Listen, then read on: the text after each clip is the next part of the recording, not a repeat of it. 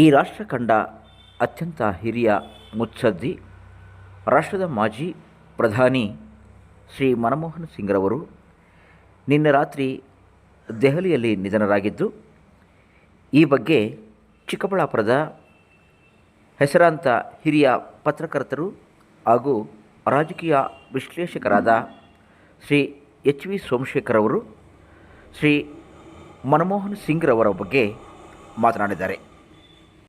ನಮಸ್ತೆ, ನಾನು H V Somashekar, ಹಿರಿಯ ಪತ್ರಕರ್ತ, ರಾಜಕೀಯ ವಿಶ್ಲೇಷಕ.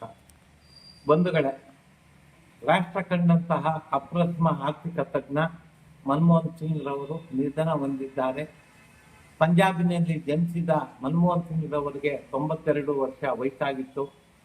ಪಂಜಾಬ್ನ ಆಕ್ಸ್ಫರ್ಡ್ ಯೂನಿವರ್ಸಿಟಿಯಲ್ಲಿ ಆರ್ಥಿಕ ತಜ್ಞರಾಗಿ ರೂಪುಗೊಂಡಂತಹ ಮನಮೋಹನ್ ಸಿಂಗ್ ರವರು 2004ರಿಂದ 2014ರವರೆಗೆ 10 ವರ್ಷಗಳ ಸುದೀರ್ಘ ಪ್ರಧಾನಮಂತ್ರಿಗಳಾಗಿ ಯಾವುದೇ ಆರೋಪಗಳಿಲ್ಲದೆ, ಹಗರಣಗಳಿಲ್ಲದೆ ದಕ್ಷ ಮತ್ತು ಒಂದು ನೇರವಾದಂತಹ ಆಡಳಿತವನ್ನು ನೀಡಿದಂತಹ ಕೀರ್ತಿಗೆ ಪಾತ್ರರಾದವರು ಮನಮೋಹನ್ ಸಿಂಗ್ ರವರು.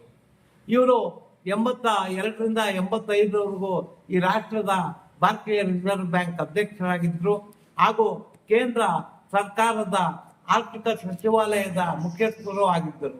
ಶ್ರೀಮತಿ ಇಂದಿರಾ ಗಾಂಧಿಯವರೊಂದಿಗೆ ಉತ್ತಮ ಒಡನಾಟವನ್ನು ಹೊಂದಿದ್ದಂತಹ ಮನಮೋಹನ್ ಸಿಂಗ್ ರವರು ಸುದೀರ್ಘ ಕಾಲ 33 ವರ್ಷಗಳ ಕಾಲ ರಾಜ್ಯಸಭಾ ಸದಸ್ಯರಾಗಿ ಕಾರ್ಯನಿರ್ವಹಿಸಿದ್ದಾರೆ.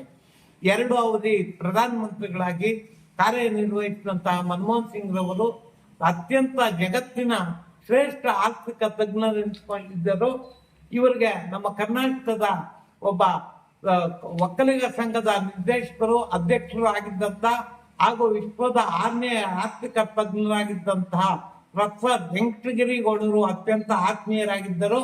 ಪ್ರತಿ ವರ್ಷ ಅವರು ಸಹ ಲೋಕಸಭಾ ಸದಸ್ಯರಾಗಿದ್ದಂತಹ ಸಂದರ್ಭದಲ್ಲಿ ವೆಂಕಟಗಿರಿಗೌಡರು ಇವರಿಗೆ ಬಜೆಟ್ ಮಾಡುವಾಗ ಸಲಹೆಗಳನ್ನು ನೀಡುತ್ತಿದ್ದರು ಮತ್ತು ಅತ್ಯಂತ ಆಪ್ತರು ಆಗಿದ್ದರು. ಮನಮೋಹನ್ ಸಿಂಗ್ ರವರು ಮಾತು ಕಡಿಮೆ, ಮೌನ, ಹೆಚ್ಚು ಥಿಂಕಿಂಗ್, ಯೋಚನೆ ಮಾಡ್ತಕ್ಕಂಥ ವ್ಯಕ್ತಿಗಳಾಗಿದ್ದರು. ಈ ರಾಷ್ಟ್ರ ಅವರನ್ನು ಕಳೆದುಕೊಂಡು ಬಹಳ ಆರ್ಥಿಕವಾಗಿ ಬಡವಾಗಿದೆ. 6 ಬಾರಿ ರಾಜ್ಯಸಭಾ ಸದಸ್ಯರಾಗಿ ದಕ್ಷತೆಯಿಂದ ಕಾರ್ಯನಿರ್ವಹಿಸಿದಂತ ಮನಮೋಹನ್ ಸಿಂಗ್ ರವರು ವಿಶ್ವದಲ್ಲೇ ಪ್ರಖ್ಯಾತ ಆರ್ಥಿಕ ತಜ್ಞರು ಎನಿಸಿಕೊಂಡಿದ್ರು. ಹಾಗೂ ಇವರು ಮಾನ್ಯ ಪಿ ವಿ ನರಸಿಂಹರಾವ್ ಸರ್ಕಾರದಲ್ಲಿ ಆರ್ಥಿಕ ಮಂತ್ರಿಗಳಾಗಿಯೂ ಉತ್ತಮ ಬಜೆಟ್ಗಳನ್ನು ನೀಡಿ ಕಾರ್ಯನಿರ್ವಹಿಸಿದ್ದಾರೆ. ಬಂಧುಗಳೇ, ಮನಮೋಹನ್ ಸಿಂಗ್ ಬಹಳ ಸಿಂಪಲ್, ಸರಳತೆಯ ವ್ಯಕ್ತಿತ್ವವನ್ನು ಹೊಂದಿದ್ದವರು. ಅವರ ನಿಧನದಿಂದ ಆರ್ಥಿಕ ಕ್ಷೇತ್ರಕ್ಕೆ ಬಹಳಷ್ಟು ತೊಂದರೆ ಆಗಿದೆ.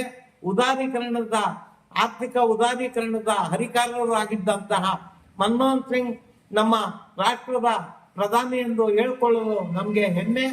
ಹಾಗೂ ಇವರು ಪ್ರಧಾನಮಂತ್ರಿಗಳಾಗಿದ್ದಂತಹ ಸಂದರ್ಭದಲ್ಲಿ ರೈತರಿಗೆ ವಿಶೇಷ ಪ್ಯಾಕೇಜ್ ಅನ್ನು ಕೊಟ್ಟು ರೈತರ ಸಾಲ ಮನ್ನಾವನ್ನು ಮತ್ತು ಬಡ್ಡಿ ಮನ್ನಾವನ್ನು ಮಾಡುವಂತಹ ಯಶಸ್ವಿ ಉತ್ತಮ ಪ್ರಧಾನಮಂತ್ರಿ ಆಡಳಿತಗಾರರು ಆಗಿದ್ದರು.